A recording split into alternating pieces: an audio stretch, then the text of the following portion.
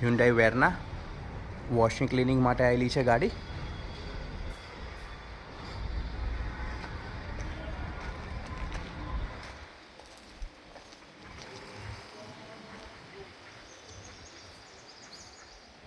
General car washing cleaning કરવાની છે.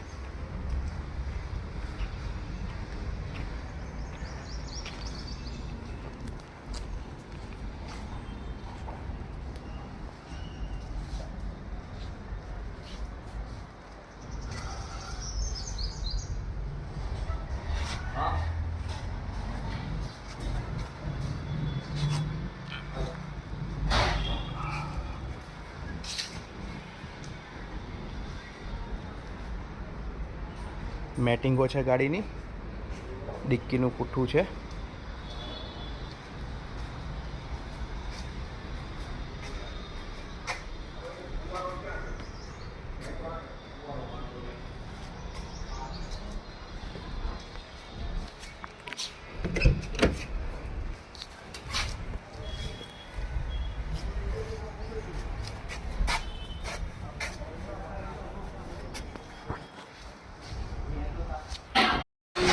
Car vacuum cleaning કરીએ છીએ.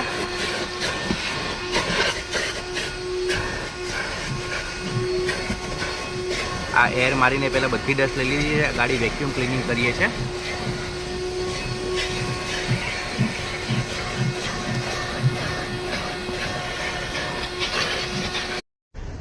ગાડી કમ્પ્લીટલી અંદરથી ફાઇનલ કરી લીધી હતી. અંદરથી કમ્પ્લીટ વેક્યુમ ક્લિનિંગ કરી લીધું છે. આ ડોર ટ્રીમો સાફ કરી લીધી છે. સીટો છે એ બધી ઉપર કોરો વ્યુનો ગાભો ફેરવીને કમ્પ્લીટ સીટોને સાફ કરી દીધી છે.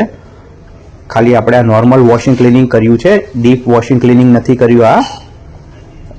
પણ એ છતાં પણ ગાડી અંદરથી મેક્સિમમ જે નીટ એન્ડ ક્લીન થવી જોઈએ બરાબર છે એ કરી આપી છે નોર્મલ વોશિંગ ક્લિનિંગમાં. અને આ બ્લેક કલરના જે પાર્ટ છે એ છે આ છે.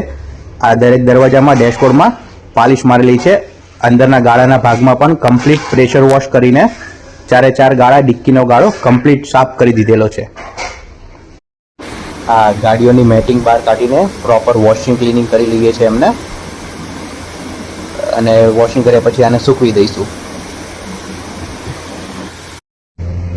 કસ્ટમરે એન્જિન એરિયા વોશિંગ કરવા માટેનો કીધો હતો, તો પહેલાં ડસ્ટને લાગેલું છે એમાં કેમિકલ મારી લઈએ છીએ જેથી કરીને ડસ્ટ નીચે બેસી જાય બધી. લિક્વિડ મારીને થોડી વાર એન્જિન કમ્પાર્ટમેન્ટ છોડી દીધો હતો. એ પછી આ દૂરથી થોડું પ્રેશર વોશ કરી દઈએ છીએ જેથી કરીને engine compartment neat and clean થઈ જાય. ગાડીની અંદરથી વેક્યુમ ક્લિનિંગ કરી લીધી છે. હવે આ બહારની સાઈડથી ફુવારો મારી દઈએ છીએ ગાડીને કમ્પ્લીટ પ્રેશર વોશ કરી દઈએ છીએ જેથી કરીને બહારથી બધી ડસ્ટ ને બધું ક્લિયર થઈ જાય, બધો કચરો સાફ થઈ જાય. ગાડીને ફોર્મ વોશિંગ કરીએ છીએ. આ શેમ્પૂની અંદર થોડો પાલિશનો પણ ભાગ હોય છે જેથી કરીને ગાડીને વોશ કર્યા પછી ગાડીની શાઇનિંગ સારી આવે. ગાડીને ફોર્મ વોશિંગ કર્યા પછી આ ફાઇનલ વોશ કરીએ છીએ. સેકન્ડ ટાઈમ પ્રેશર વોશ કરીએ છીએ ગાડીને.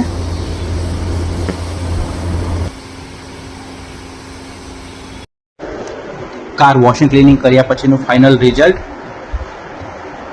તમારી પણ કાર પ્રોપરલી વોશિંગ ક્લિનિંગ કરાવવા માટે અમારો સંપર્ક કરી શકો, અમારા વર્કશોપ પર વિઝિટ કરી શકો.